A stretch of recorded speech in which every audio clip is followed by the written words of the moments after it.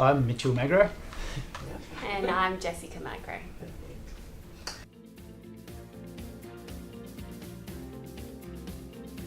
We wanted to sort of try and get a sort of family holiday going year to year, and we went the year before with friends, and we wanted to bring Cooper along this year. So we had it planned, which we're all very excited about, and yeah, the Bucks party was just sort of an add-on to that, so yeah.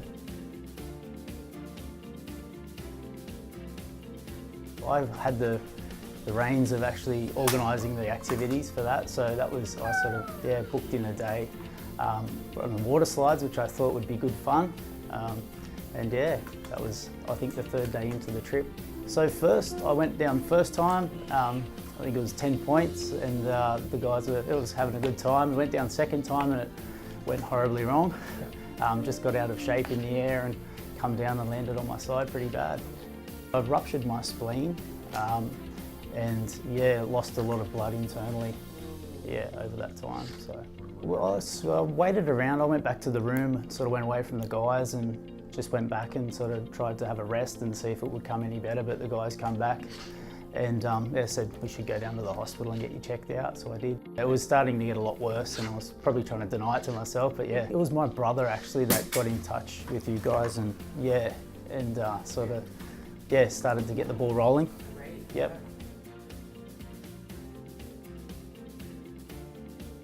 I was actually flying over to Phuket and I was meant to meet Mitchell 2 days after. So I just hopped on a plane with my mum and Cooper and landed in Phuket and checked into our hotel.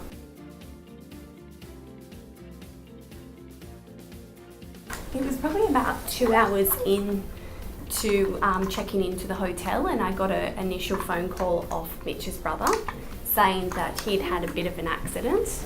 Probably not being aware that it was that severe. He said he'd give me a call early in the morning, and that's when we realised it was quite serious. Once I got the second phone call and realised how serious it was, I think I was just in an initial state of shock and panic. And then, you know, I need to get to him. I have to fly to him and get to him as soon as I can. Yeah. So that was my first instinct, I guess. This was the first serious condition he's been in. He's a bit accident prone. So he's a cyclist and he has been hit by a car before. Oh wow. But it was nothing serious. So, but this was the first serious condition. I had to tell my mother to not drink the water and not get in a taxi because she'd never been to Thailand before. And I had to leave my son and her in the hotel, and I just got on the next flight I could to Ko Samui Hospital. And Daddy was stuck in the hospital. He was, wasn't he? He had an ulcer. I know. But as soon as I got to Ko Samui and hopped off the plane, I think that's when, you know, the shock wore off and I realised I needed to talk to someone, and I spoke to you guys. Great, yeah. So that was when I spoke to a case manager, and then it was daily. They called me, you know, non-stop. Yeah. So it was great.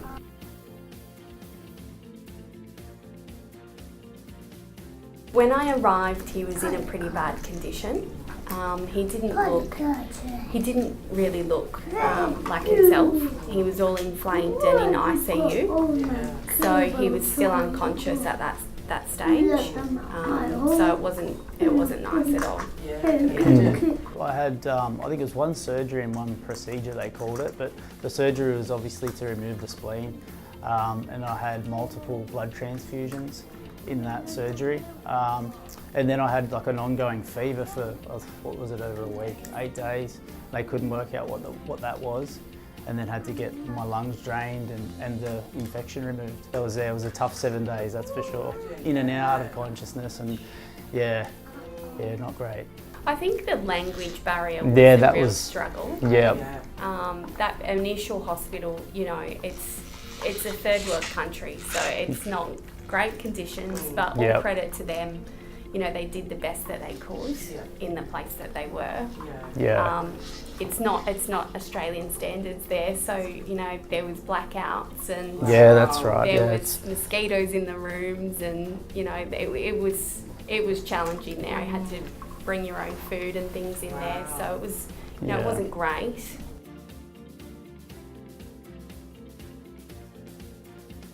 Probably twice on the boat when I was actually getting transported from the Koh Samui over to Samui.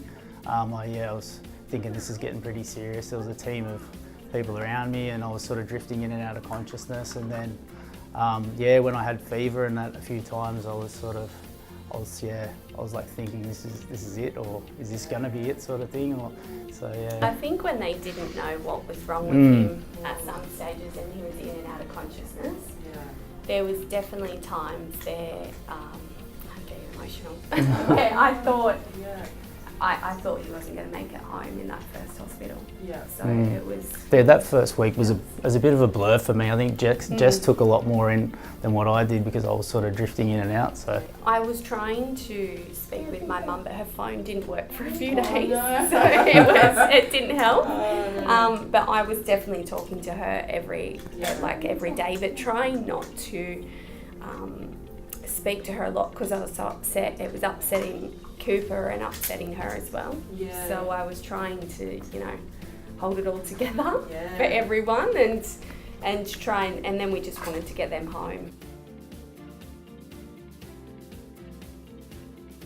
As soon as we spoke to the fast cover medical team, they made the call that they wanted to get Mitchell to another hospital in Bangkok, get him reassessed, and it was such a relief once that team arrived and they transported him via ambulance and then private jet.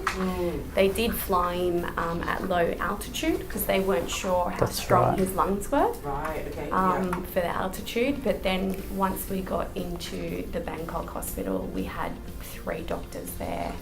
We were in emergency. They got, you know, antibiotics put into his system and he automatically got some colour back straight away, so it was great. yeah. I think it was 15 days in hospital All up, yeah.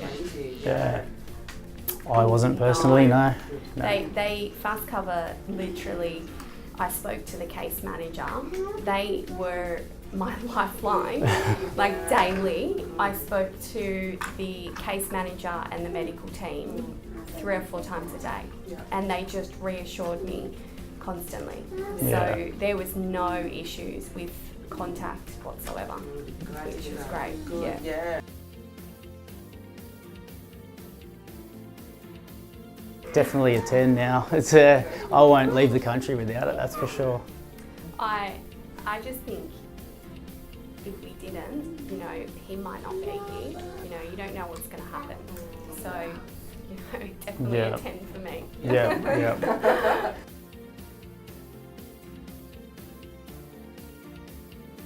It was medical expenses for myself and I had the flights, I think, to transfer from hospital to hospital. They covered all medical expenses, so the ambulance, the transport, the surgeries. With my accommodation, son, they covered, because my mother had a policy as well. So they covered all the flights. They reimbursed us for the accommodation that we lost on our family holiday, which was nice. And they reimbursed everything. They constantly put me up in accommodation whilst I was there. I was sleeping on a chair in the hospital. They would make sure I had accommodation as a backup in case I wanted to go sleep in the hotel or shower or something. But they covered everything. I don't think there was anything that was missed. So we're lucky we got a comprehensive policy.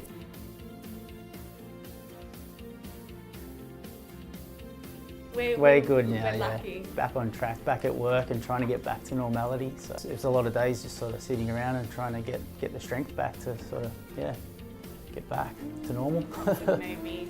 Yep. Rest inside. Yep. Netflix. Lots of Netflix. Lots of kids shows. I think he understood. I think he did, Because there was lots of tears and lots of crying and FaceTiming and things like that. And we didn't think it would impact him. But when we returned, Yeah, he keeps mentioning it, I think. he kept talking about that he didn't want to go on holiday. So I think, you know, it probably impacted him more than we thought. So we're going to call the next holiday trip. Yeah. Not a holiday. Yeah.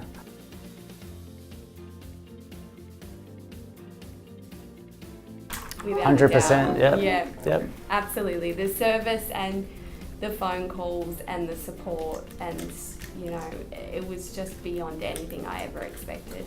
So I was just blown away by how, and not only whilst it was happening, it was like after as well. So they called to check in, they emailed us, they asked how my son was. So it was really nice, and I don't think I'd ever go with anyone else now going through that, and I've advocated it to anyone that will listen. Yeah.